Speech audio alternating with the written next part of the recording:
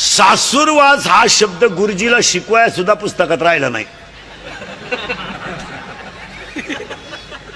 गुरुजी काय शिकील त्यालाही सासूरवासाची तो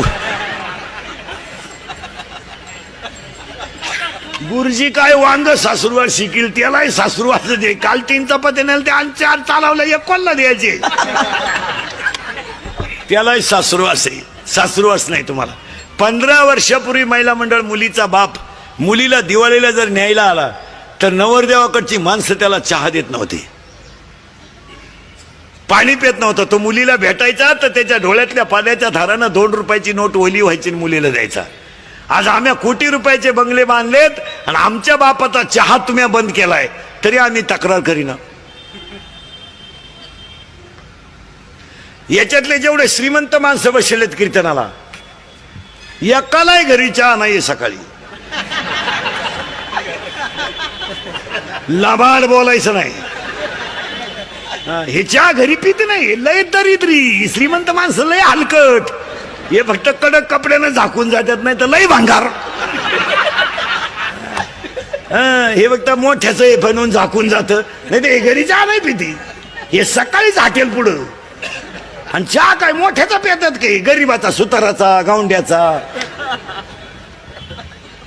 जे इटाराचा जात्यात त्यांचा चहा पिते. अशी दरिद्री बसत त्या खुर्चीवर आणि मग ते सुतार गावंडी फुगीर राहते. ते 300 रुपये रोजाची माणसं. दादा चहा घ्या द्या. दादा नाव काय त्याचं? दादा चहा घ्या ना द्या ना. आणि चहा प्याता प्याता दादा म्हणतो थोरल्या मुलांना आपल्या JCB घेतला का? आला तुला खड्डा घ्यायला घेतला का? नाही घेतला तुला JCB. दरिद्र्या तुला चहाला पैसे नाही.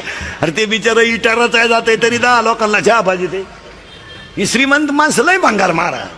हे फक्त हाती पैशावाले असल्यामुळं आपण त्यांना काही म्हणत नाही ना. तर त्यांना भेजे बिजे काय हे अडपटच ते फक्त लक्ष्मी त्यांच्या घरात असल्यामुळे आपण म्हणतो हे वांग काय आहे त्यांच्याकडे. आजही तुम्ही गरीबाच्या घरात जा. ही आमची शेतकऱ्याची बाई आहे. 3 मुळ्या ऊसाच्या तुडी ती बादलीभर धुणं धुती आणि 10 लिटर म्हशीचं दूध काढी ती. सर्दी होईना तिला. सर्दी थंडी तापत बाजूलाच. सर्दी झाली तर ती लगेच कोरा चहा पितीन मोकळी झाली. याची लिफ्टनं वर जाती लिफ्टनं खाली येते. मणक्यात गॅप